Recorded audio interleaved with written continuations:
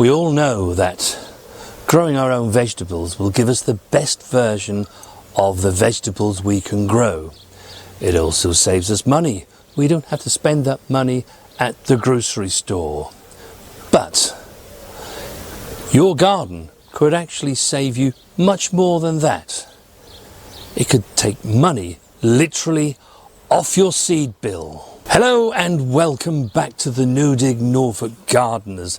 My name is Barry, and together with the lovely Mrs. W, we are the No Dig Norfolk Gardeners. Between us we have over 60 years of growing experience. Now, seeds are becoming ever more expensive. There are some really easy steps that you can take to actually take quite a chunk of money off that seed bill. For those of you that have been around here for this year, you'll know that this year myself and Mrs. W, we decided to make this our bed where we're going to grow things that we will save seed from.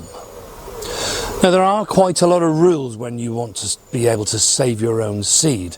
This is not the video for this. If you'd like me to make a video where the seed sowing rules are in place, let me know in the comments and we can make that video a bit later on. All you really need to remember now is that you can't save anything that's an F1.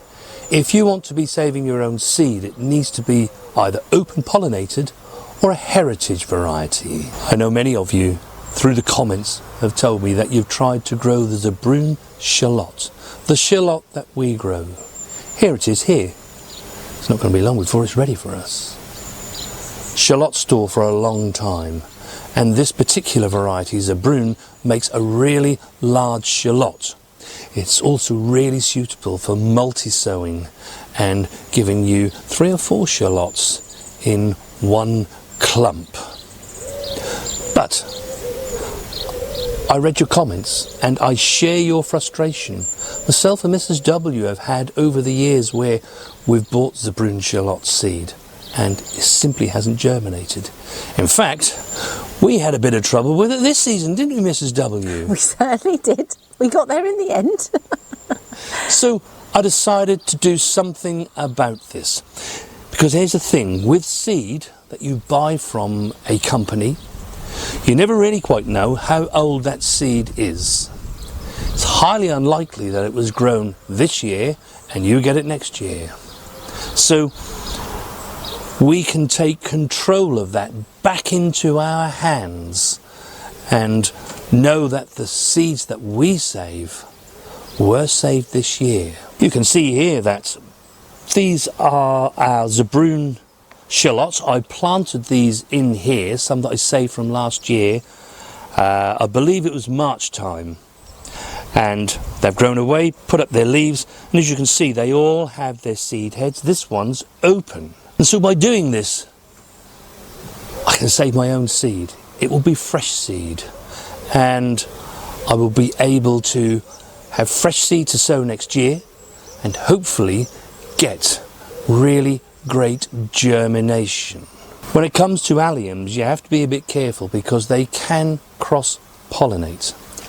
So one of the things is never grow your shallots and your onion bulbs or your leeks together. They need to be in separate places. When you are growing alliums, if you can stagger them so that they flower at different times, you greatly reduce the impact of cross-pollination. I have already planted some leeks in here. These are not going to affect these because I only planted them this year. Alliums are biennials.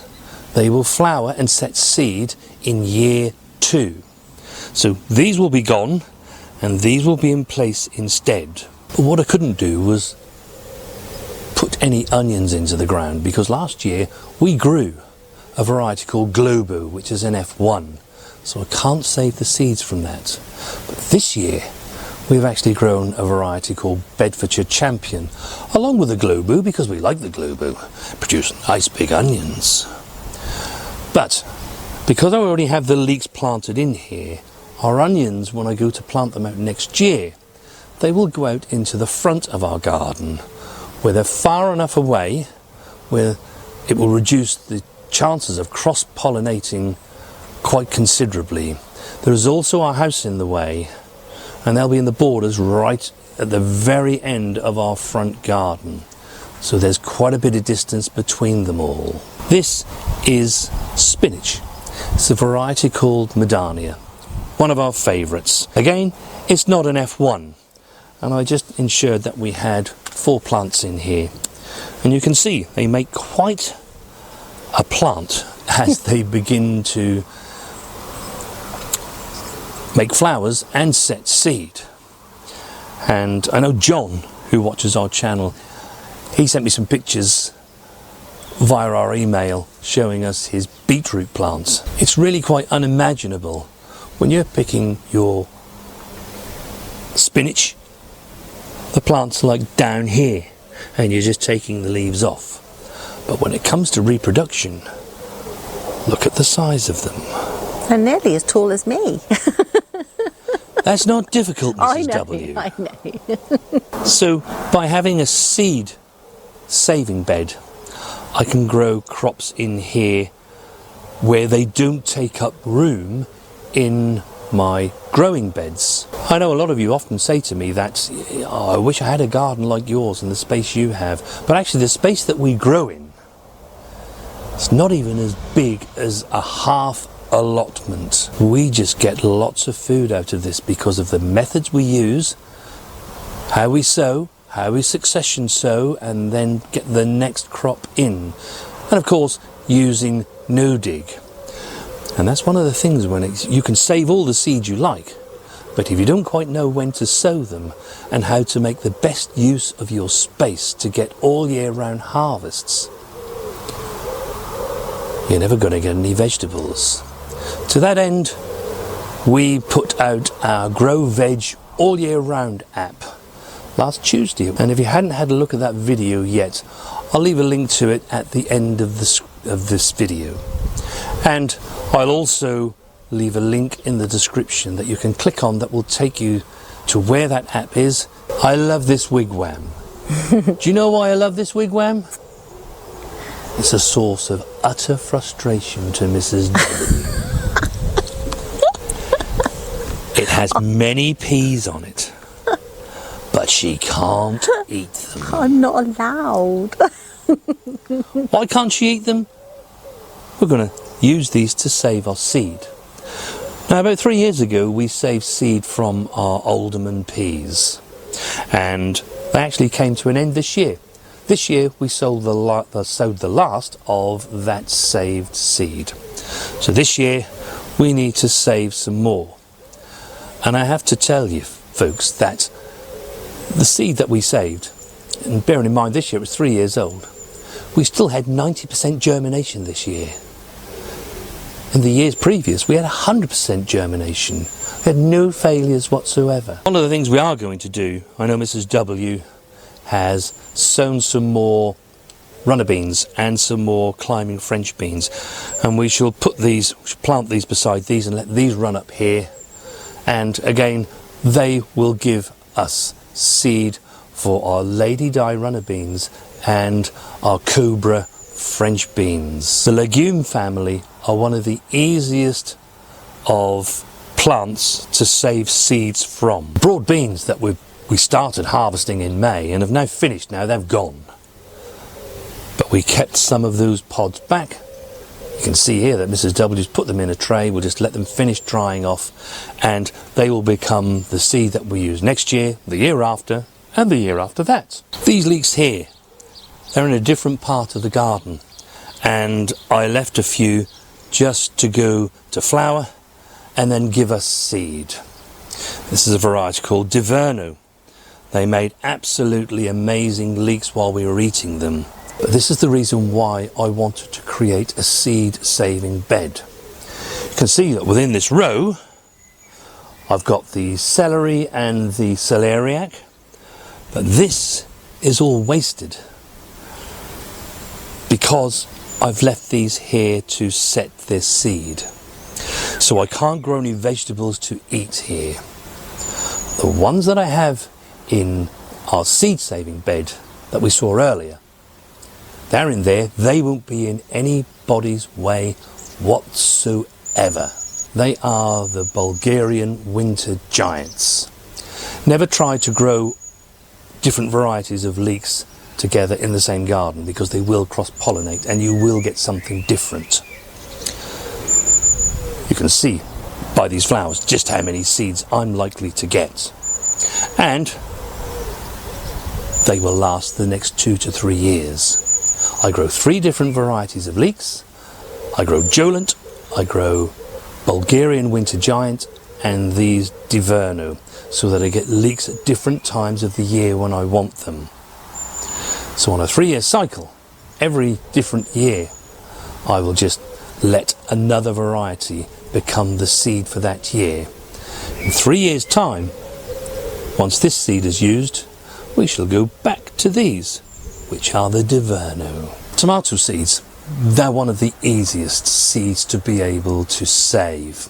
How many times have you bought a packet of tomato seeds and it's had 5 or 10 seeds in them? And you think of the money that you actually pay for them. Again, so long as it's an open-pollinated variety or it's a heritage variety, you can save the seeds. If it's an F1, you can't. Earlier on this year, you saw me harvesting some first early potatoes that were grown in this polytunnel, certainly for the first part of the year, and I think it was on one of our videos in April where I was harvesting them. Now when it comes to potatoes, you can make real savings here. With every potato plant that you harvest, there are always some quite small potatoes, and you're looking for the ones that are about the size of a hen's egg. They're the ideal size to keep for next year and then replant. Now, I was always an advocate that you should buy in certified seed potatoes, and I still stand by that. But here in my own garden, I know how those potatoes have grown, whether they've had any disease problems, so I can monitor that myself. And actually, one of the things I do is probably every 3 to 4 years, I will actually buy in some more certified seed potatoes, because the one thing that you do see when you're saving your own seed potatoes is that over a period of time, the harvest actually starts to diminish and inevitably the diseases will start to come in. But hey, 4 years of not being able to buy any potatoes, which cost an absolute fortune these days, that's got to be worth doing, hasn't it? All you need to do is to put them in a paper sack, paper bag, and make sure that no light gets to them, so scrunch the bag up. And you can keep them somewhere like a garage, which is cool during the summer, but doesn't freeze in the winter. Potatoes store best at around sort of 4 to 5 degrees. One of the best ways that I've found to do this is that I have a man fridge in the garage, and Mrs. W often puts my beer in there when I have a beer at the weekend. So when I get my potatoes, I actually put them in paper bags, do the bags up and keep them in that fridge. The fridge is ideal because the fridge is somewhere around between 4 and 6 degrees. It remains dark. One of the things that I always do, and I've done for quite a few years now, is to save my biggest garlic bulbs and then use the cloves from that to replant the following year. Now, we've already harvested our garlic from outside, but I do have some here in the polytunnel, and that garlic I'm just going to let to get to the size that it needs to be, and that will form our cloves to plant this coming October. I hope this video has given you a few ideas of things that you can do in these days of rising costs. By saving some of your own seed, you can go quite a way into reducing your seed bill. Not only that, but you actually close the sustainability loop. You've grown it, you've eaten some of it, and now you're going to let it produce some seed so that you can use it again the following season. The other benefits, of course, are that over a period of time while you're doing this, those plants become accustomed to your climate, your soil conditions so that they will begin to grow even better than you ever imagined. If you didn't see last Tuesday's video, which was how our Grow Veg All Year Round app works, then why not watch that video next?